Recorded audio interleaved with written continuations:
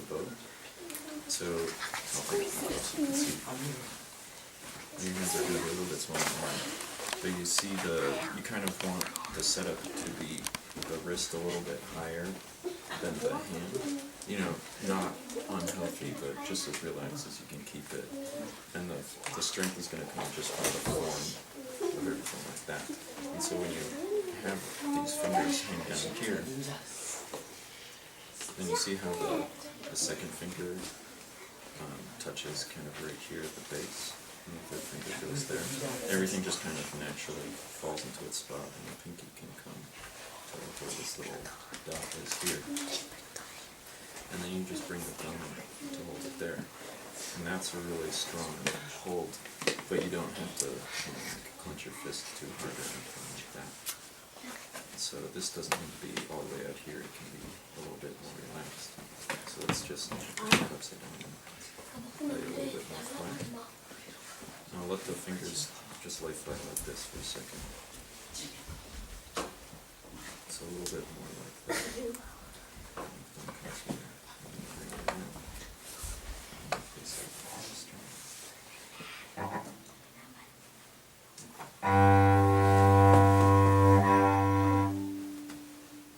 Yeah, you can keep on going. Just do down bows and up bows.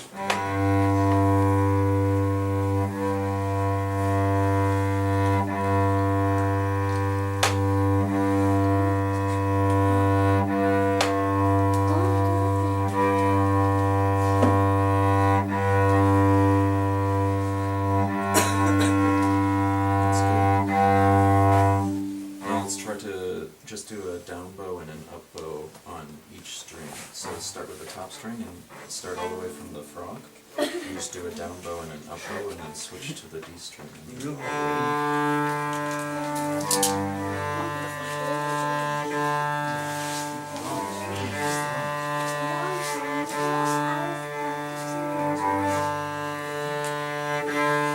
ahead and just try to start from the top string here. And then just do a down bow and an up bow.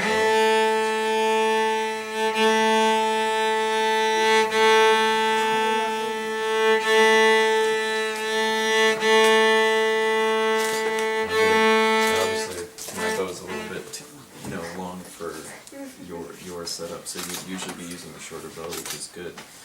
The general thing to remember is that in the lower end of the cello on these two strings is to have the frog be, this is the frog here and that's the tip, and to have the frog be closer to you than the tip, so it's got this angle, and then naturally as the bow goes to the higher strings, the tip's going to come a little bit closer, and then this will be a little further away for you. And as far as like bow angle and things like that, you want to try and get as much of the bow hair flush with the string as you can, which you're doing a good job of right now. And you do want to have a little bit of the tip this way, because you use all the power coming through the arm here, through this setup, through that first finger. And so you'll pronate the first finger on the bow to get the bow to flex, And that's good to have it do this. You just don't want the bow hair to get too off or anything like that. So those are a couple general things to keep in mind. So why don't we just do down, up, down, up, down, up, and just do a down, up on all of the strings just once.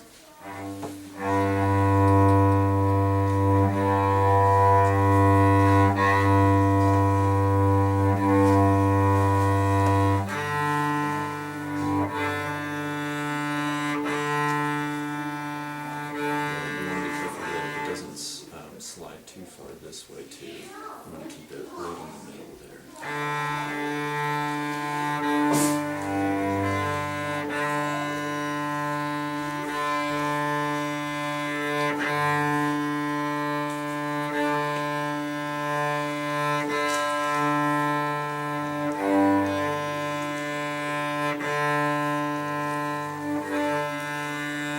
So how does this whole setup feel to you? Does it right now?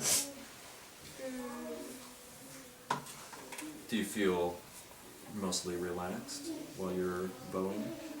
Oh, but it's the legs hard. Relaxed? No. No? Like tense? Yeah. Do you feel tense? Okay. Yeah, you just need to be careful of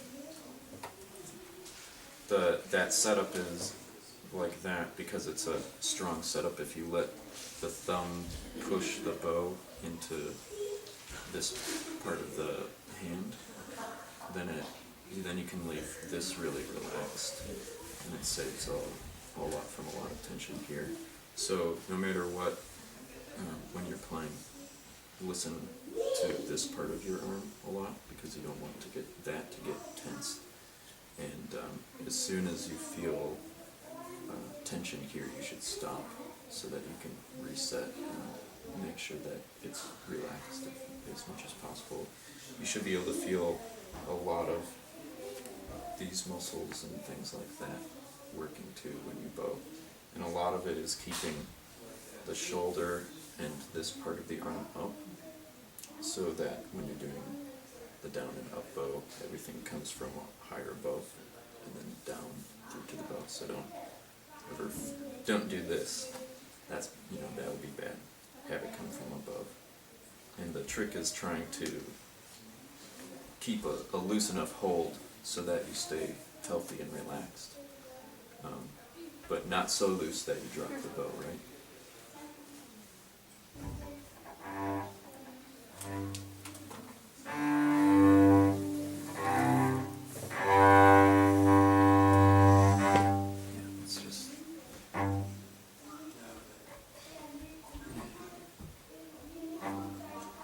And so what happens here is, you gotta, this feels good and relaxed, and then as you draw, it's gonna straighten out, but it's more of a from here, yeah. So it is okay to have this like that when you get towards the end of the bow, right? And this is a little bit long for you, so you can, once your arm is, straight, you don't have to go any further than that right now.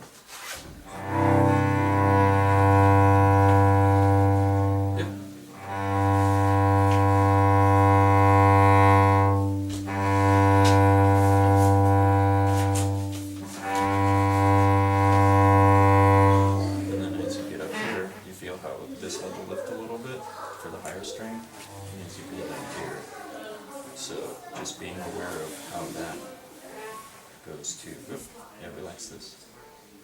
Yeah, good.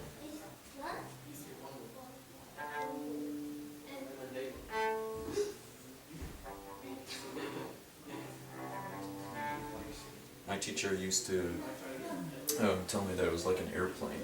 So as you go higher up the strings, this elbow has to come down over here, this one comes up, and then as you go to the lower strings, the opposite happens. So if that helps, a little airplane visual. What have you learned for your left hand? This guy.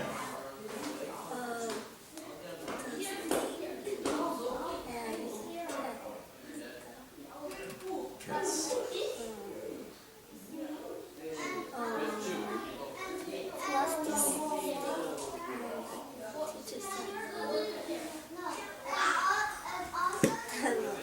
Okay. So, why don't you go ahead and, for your left arm, just bring, yeah. So it's going to be a pretty even, you have to be careful not to make your shoulder too tense. And so, you can let the right arm relax, you don't have to have it on the string right now, you can just, yeah, sure. And for the left arm, it's the same kind of feeling as with the bow arm, which you did a good job with this. So having that, and then you want to make like a C shape with your left hand, like you're holding an ornament or something, right? See, that's the type of shape you want to have. And so you bring it up, and again it's the wrist like this is a little bit higher than the hand. And so this type of bend is for both hands is good, but this is not good. So make sure if you ever feel like you're doing motion that way, that's bad. that this is good. And so you just have to be careful to relax this part right here when you do that type of motion so that it doesn't hurt or that you don't tense up and develop a bad injury or something like that. And eventually what's going to happen, it takes a little while, but eventually you have a pretty even space between the fingers. Just because of how the pitches lay out, you have to have a fairly even space as opposed to like this or so something relaxed and nice and even. Generally the thumb and the second finger pair together when you put it on the fingerboard. So make sure that that's it. And then the thumb will go directly on the back like that. And then let's play on this D string here. And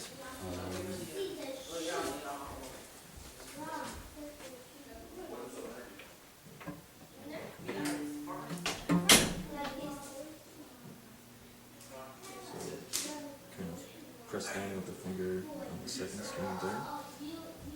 And this is a little bit too bent right. So you gotta try and bring it straight a little bit more. And you just press down there.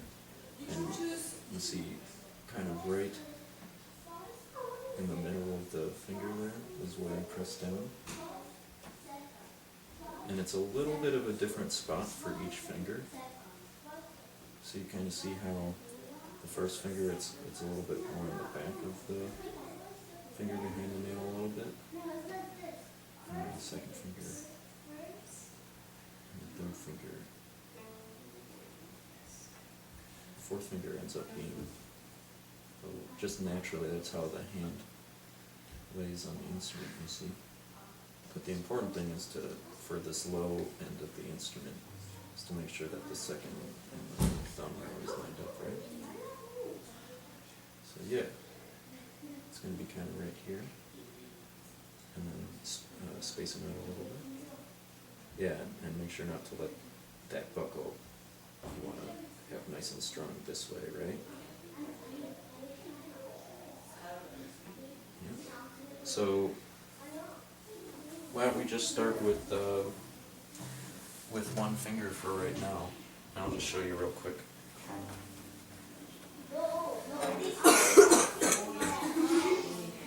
And on this, do you know the string names yet?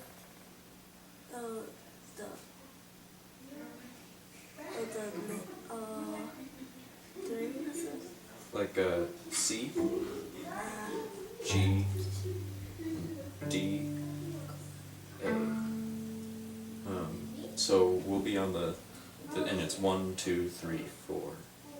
So we'll be on the second string, which is the D string. And just we'll have you go.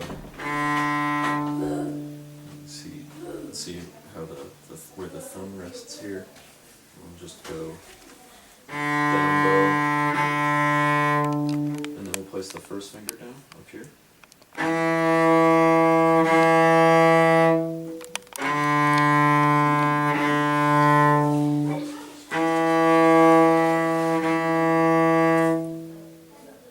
And that's all. We'll just do a down up on the open string, and then a down up with the first finger down. So here's the bow. And I'll show you where that note is real quick. So yeah, make sure that this is up high enough, and that first note is going to be about here. And make sure that the thumb, and so we'll just do open string first, and the D string, and just go down, up. Yep. And then I'll put this finger down here, like that, yeah. Good.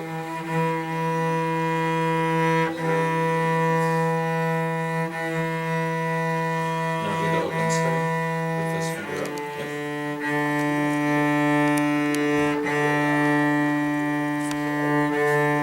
Now put the first finger down. And open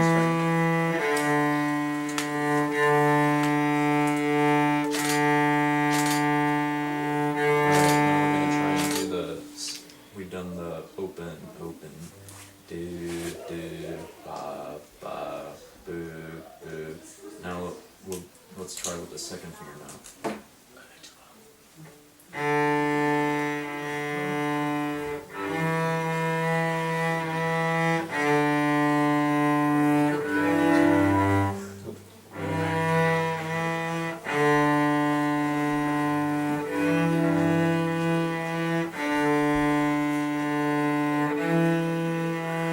Now try to go ba, boo, boo, ba, ba.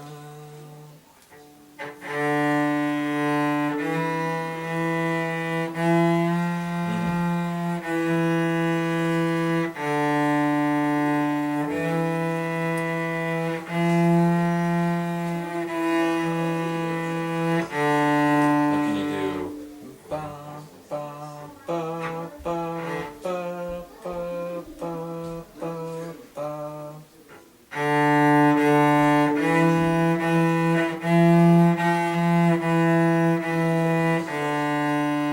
Now try ba ba ba ba ba.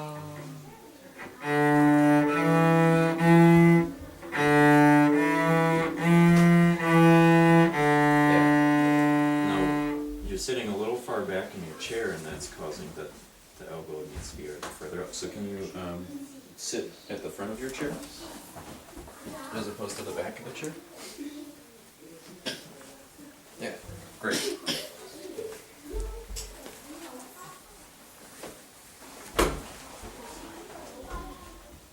Yeah, so we just don't want the elbow to be resting on the chair because it's causing your wrist to bend too much.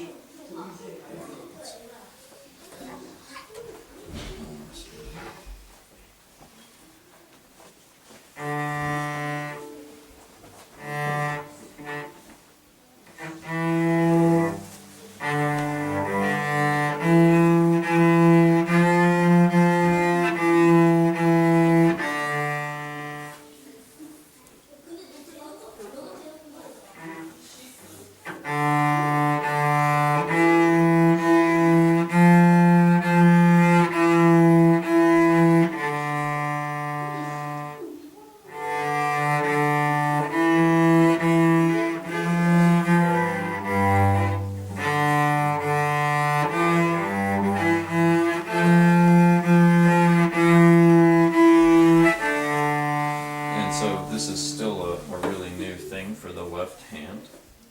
So your fingers are a little bit too close, but that's also because this cello is really big, and if you had a cello more your size, it would be a little bit easier on your fingers. How long do you It's good, good. Do you want to keep going? Or? No. It's good Oh. enough. Yeah, yeah. Oh yeah. You have a really good ear. Mm. Yeah. So that's great.